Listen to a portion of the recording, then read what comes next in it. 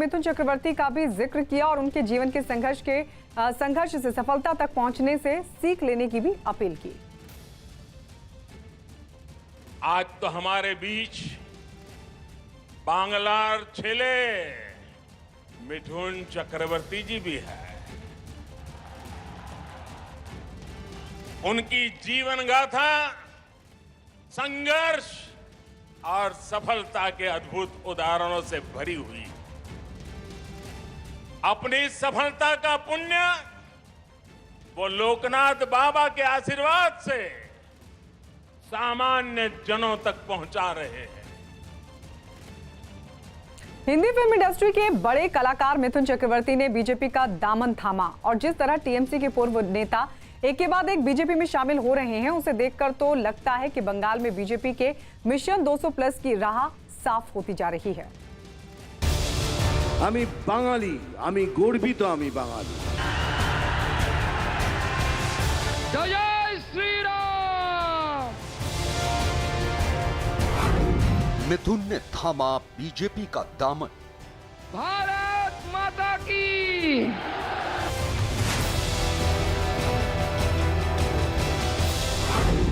मिथुन हुए बीजेपी में शामिल।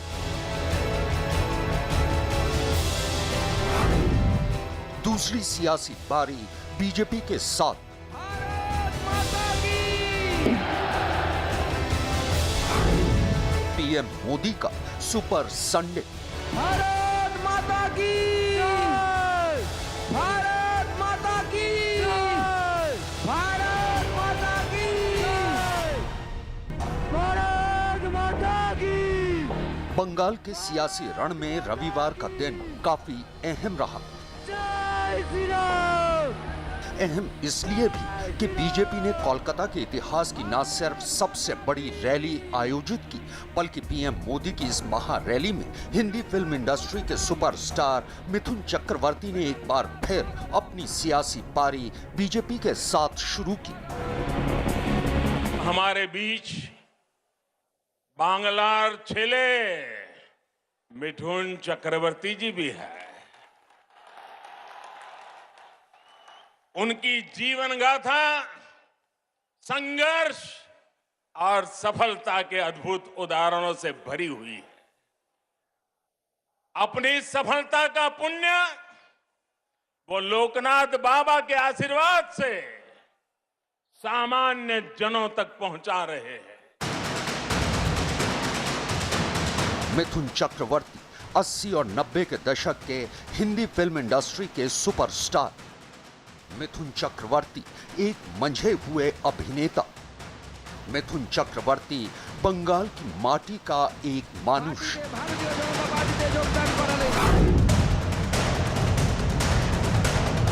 प्रधानमंत्री नरेंद्र मोदी को सुनने के लिए जिस परेड ग्राउंड पर जन सैलाब उमड़ा था, प्रधानमंत्री के भाषण के लिए जो मंच तैयार था, उसी ब्रिगेड मैदान में जब बंगाल की बड़ी हस्तियों में शुमार मिथुन चक्रवर्ती पहुंचे और मंच पर उन्होंने बीजेपी का झंडा थामा, तो लोगों का उत्साह हिलोरे मारने लगा।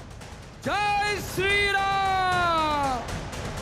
जय श्री राम। बंगाल के इस बड़े कलाकार ने मंच पर पहुंचते ही बीजेपी का झंडा थामकर, लहराकर खुद के प्रधानमंत्री मोदी के साथ होने का ऐलान कर दिया। मैदान पर मौजूद भीड़ ने भी मिथुन के स्वागत में पार्टी के झंडे लहराए और फिर मंच से नारेबाजी शुरू हो गई। भारत माता की। इसके बाद मंच पर मौजूद बीजेपी के नेताओं ने परंपरा के मुताबिक मिथुन चक्रवर्ती का स्वागत किया। हिंदी फिल्म इंडस्ट्री के इस सुपरस्टार ने रविवार यानी 7 मार्च को बीजेपी का दामन पकड़ अपनी दूसरी सियासी पारी का आगाज किया। इस दौरान मिथुन ने कहा कि आज का दिन उनके लिए एक सपने जैसा है, जहां वो देश के इतने बड़े नेताओं के साथ मंच साझा कर रहे हैं और वो बीजेपी में शामिल होकर गरीबों के लिए काम करना चाहते हैं। इसके अलावा मिथुन ने कहा कि वो जो बोलते हैं उसे पूरा करते हैं। সেদিন একটা স্বপ্ন দেখেছিলাম कि আমি জীবনে কিছু করব, কিন্তু এই স্বপ্নটা দেখিনি कि आज আমি এই মঞ্চে, যেখানে ভারতবর্ষের সব থেকে বড় বড় লিডার্সরা বসে আছেন, আর তার ঠিক কিছুক্ষণ পরেই world's biggest democracies biggest leader, our beloved Prime Minister Mr. Narendra Ji Modi ji यहाँ पहुंचेंगे। ये सपना नहीं तो क्या है, बेटा स्वप्न नहीं तो की। अपने भाषण के दौरान मिथुन चक्रवर्ती ने ममता बनर्जी का नाम लिए बिना बाहरी बनाम भीतरी पर बोलते हुए कहा कि बंगाल में रहने वाला हर शख्स बंगाली है और अगर किसी ने पश्चिम बंगाल की जनता का हक छीनने की कोशिश की तो वो बीच में खड़े हो जाएंगे। मैं बंगाल में रहने वाले सभी को ही बंगाली बोलता हूं, क्योंकि आप यहां बड़े हुए हैं, आपका हक है, हर चीज में आपका हक है, और आपको छीनने का हक जो छीनने की कोशिश करेगा वहां हम जैसे कुछ लोग खड़े हो जाएंगे।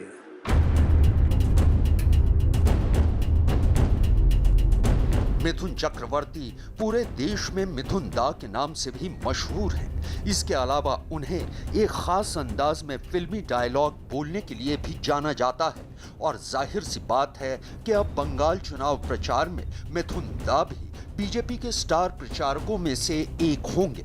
जनता से बात करते हुए मिथुन ने भी अपने खास अंदाज में कहा कि वो जो बोलते हैं वो करते हैं और वो पानी का सांप नहीं बल्कि कोबरा है। আমি জল ঢোড়াও নই, বেলে বোড়াও নই, আমি একটা কোবরা। मिथुन चक्रवर्ती बीजेपी में शामिल होंगे, इसके संकेत उसी वक्त से मिलने लगे थे जब 16 फरवरी को उन्होंने आरएसएस प्रमुख मोहन भागवत से मुलाकात की थी। इसके बाद पीएम मोदी की रैली से पहले कैलाश विजयवर्गीय समेत बीजेपी के कई नेताओं ने इसकी संभावना जताई। बाद में खुद मिथुन ने भी बीजेपी नेताओं से कहा कि वो पीएम की रैली में उनसे मंच पर मुलाकात करना चाहते हैं और अब जब वो बीजेपी में शामिल हो चुके हैं तो उनका कहना है कि वो ग्लोरियस बंगाल देखना चाहते हैं। Now what we see ke BJP is making a government, that's for sure. And if we can all fulfill Prime Minister's dream that we want to make a Sonar Bangla, I'll be the proudest man. ये मिथुन चक्रवर्ती की दूसरी सियासी पारी है। इससे पहले ममता बनर्जी उन्हें TMC में लेकर आई थी। 2011 में वो टीएमसी से राज्यसभा सांसद भी रह चुके हैं, लेकिन शारदा घोटाले में नाम आने के बाद उन्होंने न सिर्फ राज्यसभा से इस्तीफा दे दिया था बल्कि टीएमसी से भी नाता तोड़ लिया था। और आज जब एक बार फिर मिथुन चक्रवर्ती ने अपनी सियासी पारी बीजेपी के साथ शुरू की है तो बीजेपी के कई बड़े नेताओं ने उनके पार्टी ज्वाइन करने पर अपनी खुशी जाहिर की है।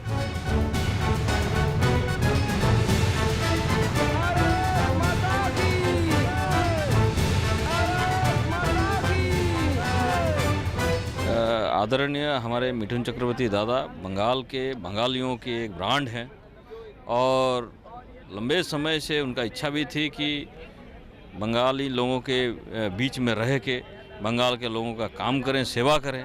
इसी नाते वो माननीय प्रधानमंत्री जी के नेतृत्व में भाजपा ज्वाइन किए।